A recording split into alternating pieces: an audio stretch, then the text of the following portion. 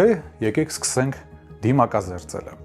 Նա որ ելել է շալակն աշխարհում երբեք թաց տեղ չի քնում։ Դե թաց տեղ պարկելը առողջության համար բնականաբար լավ չէ։ Սակայն խոսքն այստեղ չի գնում ֆիզիկական կամ հոգեբանական ինքնախնամքի մասին, այլ ժամանակավոր նեղությունների նկատմամբ անհանդուրժողականության ցածր շեմի։